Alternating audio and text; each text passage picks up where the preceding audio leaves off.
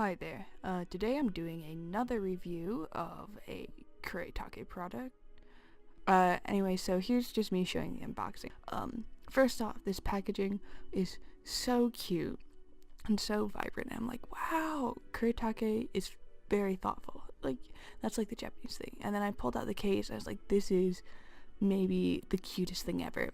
Travel watercolors are like big mood aesthetic.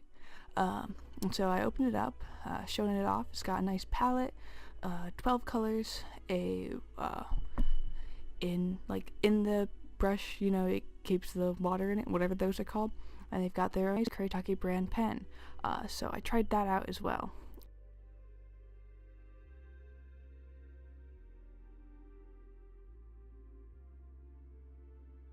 And there's the brush pen again. A closer look. All the colors look pretty vibrant, so that's exciting. So here I'm just doing a test swatch of what the colors would look like. Yeah, and like a lot of the colors, like on the left side there's a lot of ones that look like they're black, but actually it's very vibrant blue, which was very surprising. So like, good thing that I did this test swatch before I actually moved on to the painting. And also I had some difficulties figuring out how the water loaded inside the brush would work, but figured it out eventually. And so yeah, that's just a scrap piece of watercolor paper I had around, and there's that very vibrant blue that doesn't look like it would be a very vibrant blue, but they looked really good, and I was very excited to try it out on a full piece, which will be coming in like a couple more seconds, and a couple more tests. It's really quick, so soon. They're almost there, and there you go.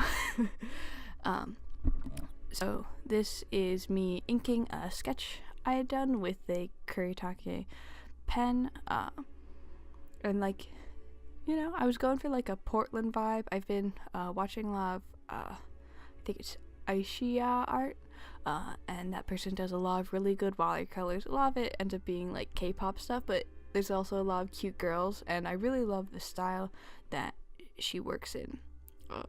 And so I was trying to go for that. And so also, one thing I learned about my own art is the reason why I don't like my inks a lot compared to my sketches is that they don't have line thickness.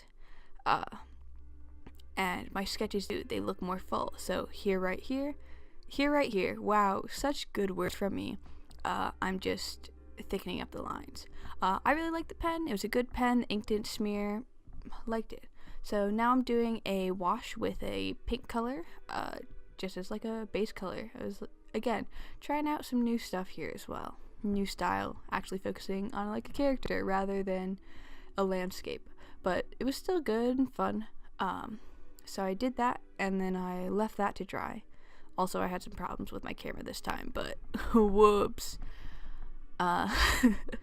Anyway, so then I went over with some green on the bushes, and then sort of faded it out back into the pink, and I thought it had a really good effect. But as you will see in the final product, I had a lot of trouble with it feathering and not staying how I wanted it to, and it ended up looking really blurry.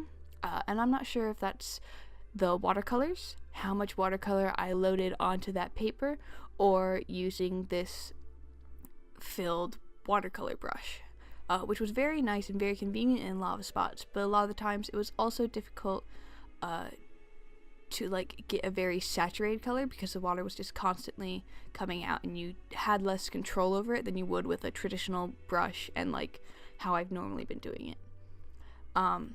So yeah, I wasn't so sure about the feathering. It was very easy to use though. The pans were very useful for me, which I'm very messy, and it's a very convenient size to travel. Planning once the weather gets nicer, I'll do some videos where I go out and about and I do watercolors on the go, which would be pretty neat, I think. So I can review how good it is traveling and stuff like that at a later point. Overall, I'd say I really liked it. It's expensive. It's like $30 for 12 pans, a brush pen, and the water brush pen, and also the regular pen. and part of what you're paying for is the aesthetic and the cuteness of it, having it all in one spot, able to put it in your pocket and just go. But I think Kuretake has always had pretty good watercolors. I really enjoyed using them. They were a lot of fun. They were very vibrant, but again, in the end, they felt like they feathered and like sort of felt washed out in the end product compared to the watercolors that I currently am using, which are these Reeves, and it was like this introductory watercolor set. And so that's also got like a bunch of colors. I've also got a random assortment of watercolors that I've just picked up from going to like secondhand craft stores. And so they're a little bit different. I'm planning on doing a couple more watercolor experiments with them and see how that goes.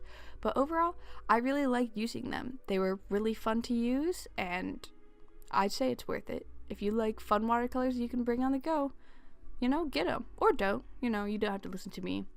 Anyways, this is cute anime girl in the city with the bag. And then here we go into the final image. So as you can see, it's a little bit blurry and not as clean as I would like, but still pretty good. Thanks for watching. Goodbye.